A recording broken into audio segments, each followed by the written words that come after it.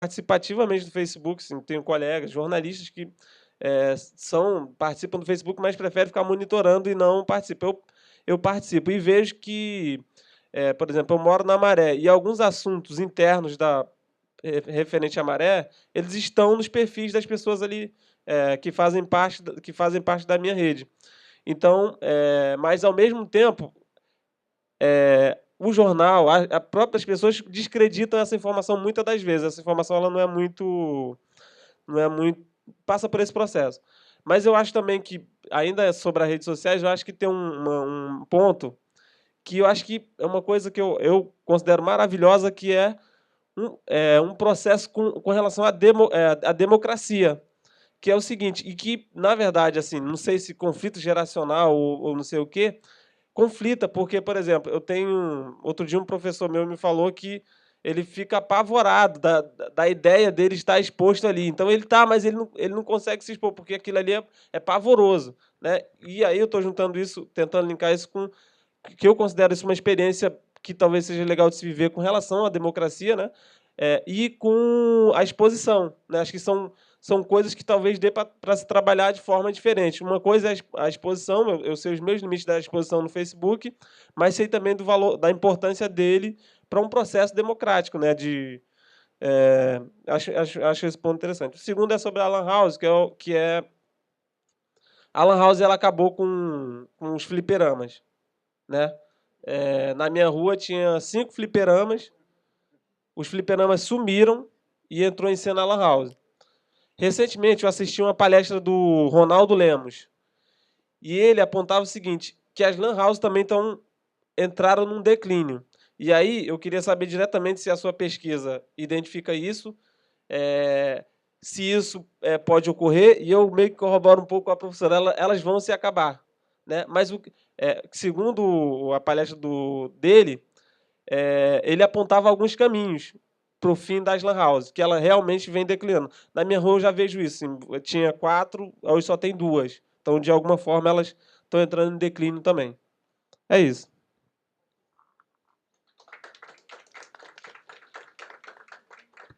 Bom dia para todo mundo. Eu queria ressaltar essa história da transmissão online, porque a gente estava um pouco descrente e tal, né? É a primeira vez que a gente faz um evento que tem transmissão online ao vivo. E aí eu estava conversando. Patrícia, tem pergunta online? Não, pois é isso que eu vou falar com os nossos. é, Quem está vendo, que quiser mandar pergunta pelo próprio. A gente tem uma página do evento no Facebook, então quem quiser deixar comentário ou pergunta, a gente está acessando agora de manhã, então a gente pode ler aqui.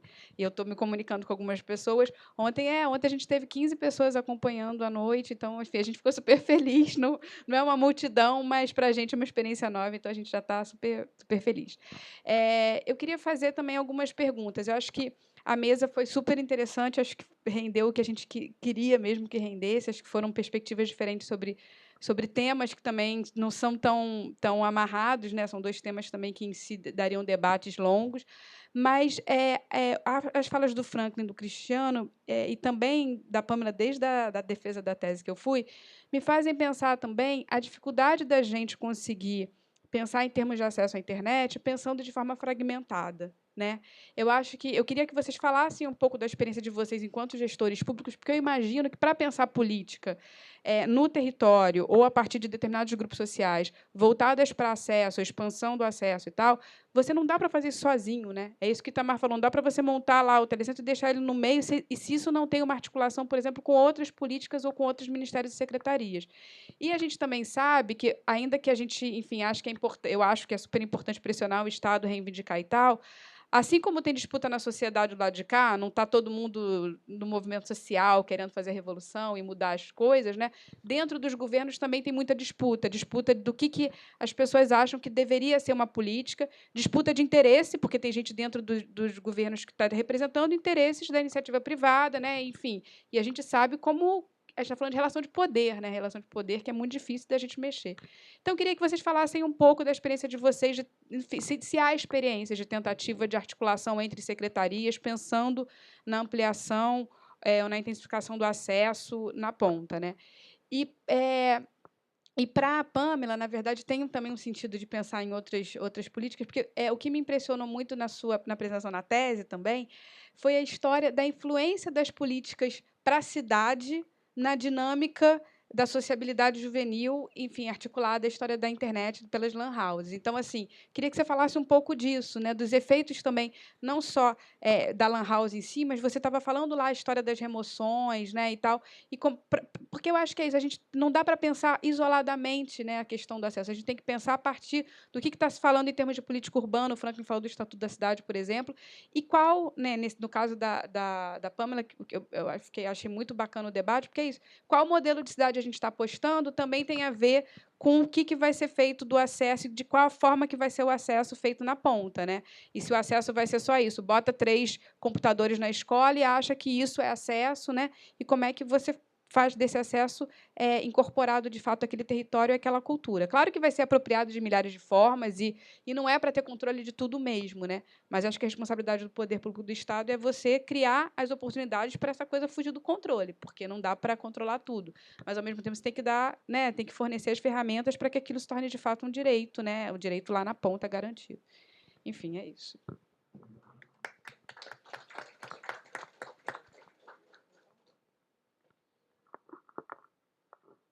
Olá, sou Ana Paula.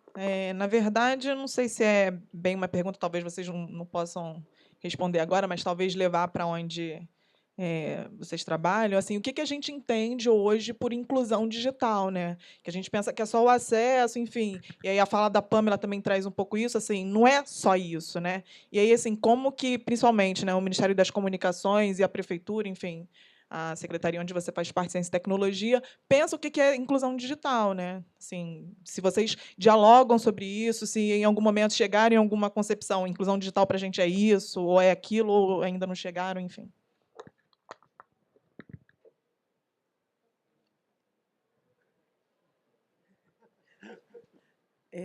Então, a gente fez essa primeira rodada, mais alguém quer perguntar?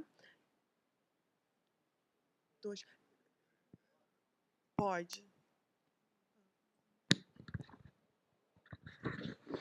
Bom dia a todos, eu me chamo Bruno e eu sou estudante aqui do MSI, aqui do FRJ, e faço parte do PROEJA, né? Estudo pelo PROEJA, e sou agraciado com essa benfeitoria de poder estudar, tentar concluir meu ensino médio, né? Se eu conseguir, será uma coisa maravilhosa. Mas eu quero falar a respeito da internet, que o nosso secretário falou, Franklin Dias Coelho, sobre quem lançou foi o presidente Lula, realmente. Eu acompanhei, li no jornal, e ele, na época, o artigo falou que ele seria lançado a princípio na cidade do Rio de Janeiro, aqui, né? E depois ia ser expandido para os demais municípios. Aí eu vi esse cartaz aí, está bem de acordo com o que eu estou pensando. Liberdade, o acesso está cortado ali, está tampado, né? Liberdade, sim, como a Pamela falou, que alguém dá um jeito, bota uma opção de antena e tal, para aqui, para lá, de uma para outra, rebatendo, e consegue alguma coisa, né? Lá onde eu moro, por exemplo, eu moro no município de Magé, e é um município aqui pertinho, que, segundo, na época, o deputado Alexandre Cardoso falou que seria colocado em outros municípios antenas, né, retransmissora para isso, mas em Magé não chegou ainda. Em Caxias tem. Lá eles pagam, tem até a paga, né, que tem 15 mega, baratinho, pela GVT, né, com Wi-Fi e tudo, né? E eu lá pago R$60 num Gato Net, para poder ter 1 mega em casa. 1 mega, né? E aqui pertinho, do outro lado da Baía de Guanabara, né? E Caxias tem. Por que Caxias tem? E Magé não tem. Por que lá na tribo dos índios tem? E aqui pertinho não tem? Por quê? A minha pergunta é essa ao secretário de Justiça Franklin Dias Coelho, falou sobre navegando nas nuvens, na rede, né?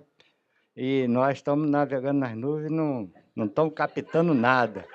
E isso tinha sido anunciado que seria...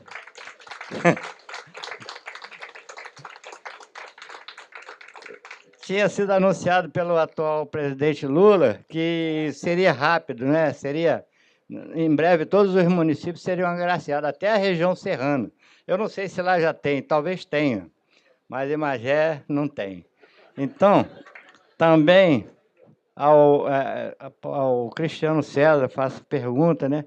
E para que possa nos dar uma esperança. E em breve nós possamos ter também sobre a inclusão digital, né? Porque em Caxias, ele é atual prefeito de Caxias, né? Alexandre Cardoso, né? Mas ele foi deputado, ele batalhou por isso. Até na vizinha, que foi citada aqui, Parada Angélica, né? Tem salas de lan house gratuitas, né? Além da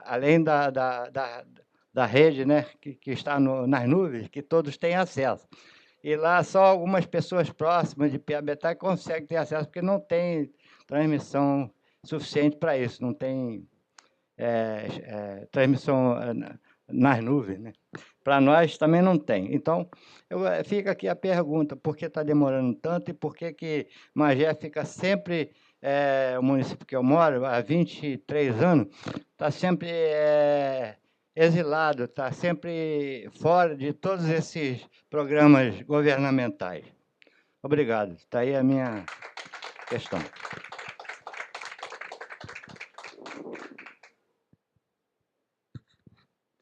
Bom dia. O meu nome é Marcela, eu sou mestranda do Programa de Políticas Públicas e Formação Humana da UERJ. E eu pesquiso sobre esse tema. Então, para mim, está sendo bastante importante estar aqui, agradecer a oportunidade. Primeiro, eu queria dividir uma angústia na fala da Pamela e da Júlia, e aí, com isso, fazer, então, uma pergunta que seria para o Franklin e para o Cristiano. Com relação à angústia, você coloca, Pamela, no final da sua apresentação, de forma muito interessante, uma analogia com a geração de 68, né, que a gente não pode comparar a juventude de hoje com a de 68, porque são recursos diferentes e realmente não dá para ser feito dessa forma. Mas eu fico pensando com relação à questão da liberdade, aí até a censura, que a Júlia colocou, de certa forma, no início, que está acontecendo. E a gente vê que, por exemplo, a Marcha das Vadias não pode ser divulgada, mas tem uma página no Facebook incitando um golpe militar em 2014. Então, tem essa contradição, e o que é mais preocupante é que isso é numa esfera particular, porque essa censura ela é feita por uma questão ética dentro de uma empresa, que é o Facebook, que determina, então, o que deve ser ou não colocado, postado, publicado. E essa é a preocupação que eu gostaria que vocês comentassem. E com relação à pergunta, ainda sobre essa divisão entre a esfera pública e a privada, mais precisamente o Cristiano falou sobre a criação de um backbone nacional e que esse backbone, então, daria uma questão mais de soberania para o Brasil em relação aos outros países, né? Hoje, os backbone... Você falou sobre a questão da Telebrás, e essa é a minha curiosidade, porque eu não sei como está funcionando hoje.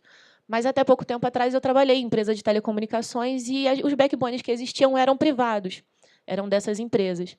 Então, eu queria saber se existe alguma possibilidade de alguma incorporação pública por conta de alguma dessas empresas, ou se a Telebrás vai fazer esse ramo, porque se continuar sendo um uso terceirizado, um uso de uma empresa particular, de certa forma, não tem tanto uma questão de soberania assim, porque as empresas elas são de capital misto, inclusive estrangeiro. Aí essas seriam minhas colocações. Obrigada. Ok. Então, agora vamos fazer uma rodada de... Só mais um. Então, encerramos com ele e fazemos uma rodada de respostas. Boa tarde, meu nome é Marcelo, sou da Info 311. É só uma dúvida, o companheiro falou que ele paga uma gatonete de R$60. Eu queria saber por que essa discriminação, que eu morei em certa comunidade e eu pedi a original, e a original falou simplesmente que não tinha antena. E quando eu fui na pessoa que botava a gato, era a mesma coisa. Queria saber por que essa discriminação. Você quer andar certo, você acaba contribuindo para o crime. Se próprias empresas, o governo, não sei se posso estar, sou meio leigo, o governo não te ajuda, você não consegue, porque na comunidade não entra. Você é obrigado a usar a gato. E é a mesma, eu não vou citar nomes da empresa, mas é a mesma.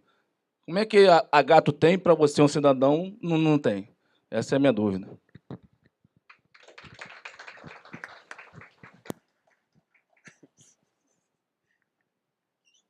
Bem, acho que isso merece um outro seminário. Eu vou tentar. Se vocês quiserem, a gente pode ficar até amanhã aqui. Tá? Mas eu vou tentar fazer topicamente, mas falar um pouco o Itamar falou um pouco das trajetórias. A gente não pode perder de vista as trajetórias. Então, por exemplo, assim, até para estabelecer um diálogo com você em termos de conhecimento da minha formação. Eu sou professor da UF, assim, né? Tenho uma formação completamente diversa por conta da ditadura militar. Então, a minha primeira formação é em engenharia eletrônica, depois fui preso. Meu mestrado foi de planejamento urbano regional. Fiz doutorado em história e dou aula na economia, mas tudo bem. Mas a partir de 93, assim, eu construí um laboratório na UF chamado Reestruturação Produtiva e Desenvolvimento Local, que, de alguma forma, eu comecei a abandonar todas as aulas que eu dava de mestrado e doutorado para apostar na extensão. E extensão não como estender conhecimento, mas extensão como construção de conhecimento no diálogo com a sociedade. Eu não tenho mais, eu não sou mais o caminho, eu não sou mais detentor desse conhecimento.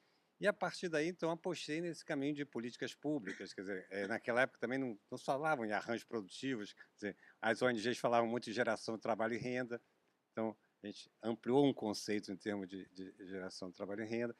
A questão de inclusão digital, os telecentros trabalhavam em inclusão digital, que eu acho que você não estava no início quando eu falei. Quer dizer, toda a minha fala inicial foi toda numa qualificação melhor do que é acesso, inclusão digital, e trabalhando isso no campo dos direitos. Assim, então, por esse caminho, eu tenho trilhado. O que me permite, quer dizer, e aí, quer dizer, assim, enquanto concepção de gestão pública, quer dizer, eu acho que assim, um gestor público ele tem que caminhar num caminho de diálogo com a sociedade, que o Maturana chama de conversação, de conversações, conversacionais. Eu tento estar dialogando com a sociedade, com as empresas, com o governo federal, com as lan houses, né? E construindo estratégias. Então, na minha fala, eu procurei mais dialogar um pouco no caminho do tema. Eu vou falar um pouco das estratégias, porque é interessante. Primeiro é o seguinte, isso assim, você tem um caminho, quer dizer, da cidade do Rio de Janeiro, que é um caminho de oportunidade. Assim, como é que você trabalha essa oportunidade em termos de uma política mais abrangente de ciência e tecnologia? Assim, então, tem um caminho que, quer dizer, não existe, e se eu penso um legado para a cidade de 2016, eu estou trabalhando com um legado de comunidades inteligentes. Não é nem cidades digitais, que aí tem um conceito, não entrei muito nessa discussão, tem um conceito de cidades digitais, cidades inteligentes e comunidades inteligentes. Cidades digitais é a infraestrutura. Assim. Cidades inteligentes são os sistemas, como tem o Core aqui, o sistema de gestão de controle da cidade. Comunidade inteligente é como é que a comunidade se apropria socialmente da tecnologia. Então, esse caminho é o que a gente, de alguma forma, está apostando. Então, nesse caminho, quer dizer, a primeira questão que tem que ser trabalhada é a conectividade. Não tem comunidade inteligente, não tem cidade inteligente sem conectividade. Então, quer dizer, quando eu entrei aqui, eu entrei na prefeitura, não sei onde o prefeito estava com a cabeça para me chamar para secretário, mas tudo bem. Então, nós trabalhamos uma parceria com o governo federal. Estava um projeto parado, que chama-se Rede Comep, que é a maior backbone do Brasil. Será feito no Rio de Janeiro, está sendo inaugurado agora. Começou quando a gente retomou essa discussão em 2010, o prefeito liberou a Rede Comep, em que você tem 260, chega a 300 quilômetros de rede, de rede voltada para as universidades. O Ministério de Comunicação entra com a infraestrutura, a gente entra com uma contrapartida, e parte dessa infraestrutura, 3 pares de fibra, fica com a prefeitura. Então, isso chama-se backbone. Chama backbone, parece uma frase complicada. Quer dizer, literalmente, é a espinha dorsal da rede. É a espinha dorsal da rede. Ato contínuo, fizemos parceria com a Telebrás. Porque, assim, uma coisa é você ter o tubo, outra coisa é o que chama a saída da internet. Você paga para a sua saída de internet, um gato-net, uma fortuna, que é uma fortuna.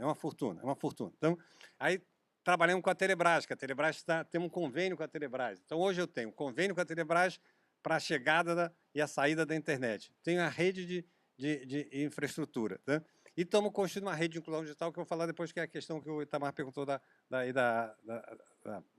Então, eu tenho que ter uma ambiência de rede, eu tenho que construir essa estratégia. Essa estratégia está sendo construída junto com o governo federal, com todas as intempéries que vocês sabem, em função dos poderes estabelecidos dentro do marco legal da Constituição da Lei de Telecomunicações. Então, esse é o caminho. O segundo, eu tenho que criar uma ambiência de inovação na cidade. Essa ambiência envolve dezenas de atores e dezenas de caminhos. Por exemplo, no caso da Lan House, tinha essa dificuldade, a gente pegou, fez uma discussão com a Lan House, foi um decreto prefeito que acaba com essa distância, sem messa, coisa toda. Isso já está desde o início, desde o final do ano passado, decretado pelo prefeito. Mas mais ainda, o caminho das Lan House, por exemplo, eu olho a Maria porque eu tive uma parte grande ali no Viva Favela e no Viva Rio, quando a gente botou internet. A gente botou internet, olha lá, Wi-Fi, na Rocinha, em 2001. Ninguém falava em Wi-Fi em 2001. Nós colocamos na Rocinha. Mas não conseguimos sustentar. Por quê? Porque não foi transformado em política pública, porque não tinha gerência. Não adianta a rede sem gerência. Onde eu vou... Quer dizer, não tem qualidade. Por exemplo, hoje se fala muito de cidades digitais, mas você, na verdade, bota um rádio ali na praça e chama de cidade digital. Isso não é cidade digital. Isso é uma vulgarização de um projeto de cidades digitais. Então, esse caminho, no caso da Rocinha especificamente, quando a gente montou a Estação Futuro em 2000, não tinha uma Lan House. Depois nasceu uma primeira negociada com a Estação Futura. Assim, eu não sei quantos tem agora, mas no ano passado, quando a gente estava discutindo o projeto das Lan House, assim, tinham 84 Lan House na Rocinha. 84 Lan House. Então, esse é um espaço. Mas o que elas vieram dialogar comigo, que eu acho que tem a ver com o Ministério das Comunicações, que eu acho que também faz parte da estratégia. A estratégia da Telebrás é de mini... Assim, eu acho que é importante que a sociedade conheça essas estratégias também. A estratégia da Telebrás é de minis operadoras locais, pequenos e médios operadores locais. Assim, o pessoal das Lan House me procurou e disse, Frank, nós queremos nos transformar em provedores. Né?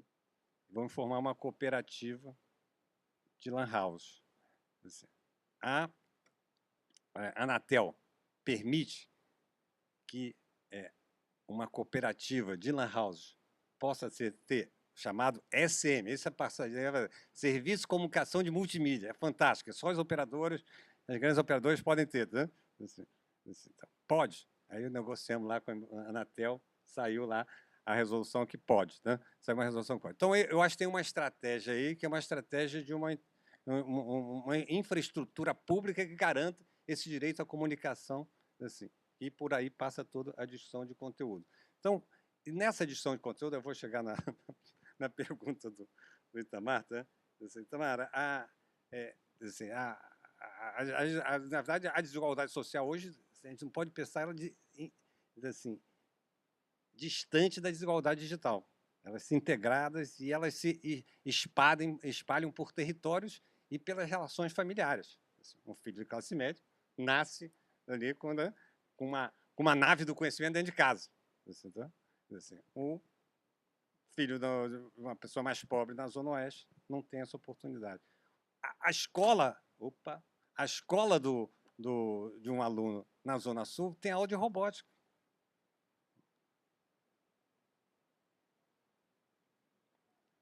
Tem aula de novas linguagens. Né? Uma pessoa na Zona Oeste nunca ouviu falar de robótica. Então, quando a gente criou as praças naves de conhecimento, não é uma questão de acesso, é direito à comunicação e informação. Então, eu tenho desde a alfabetização digital até aí aulas robóticas, realidade virtual, trazendo aí um pouco da discussão que a Thelma falou, né?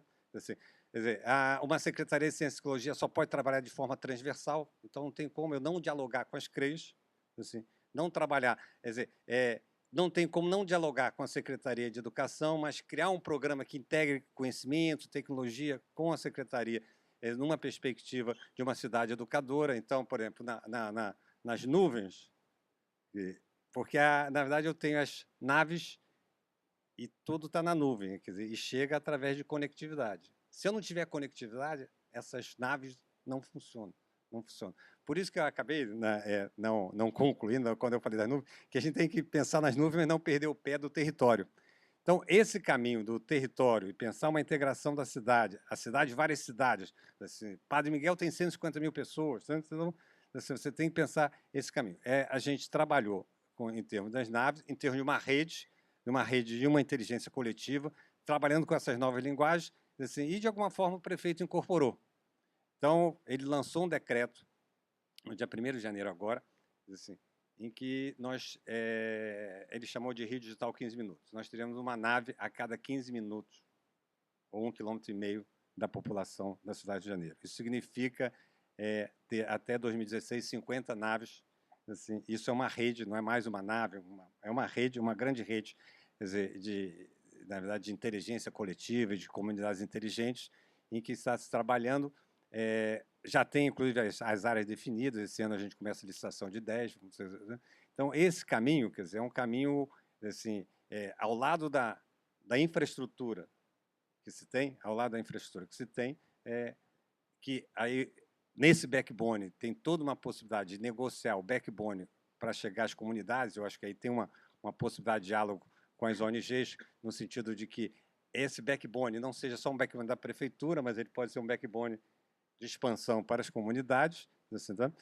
E, ao lado disso, trabalhando conteúdos e ambiências para essa população. O próprio Rio 10, que a gente lançou em 2009, e 10 de aplicativo, não sei se todo mundo acompanhou, a gente relançou agora esse ano. Rio 10.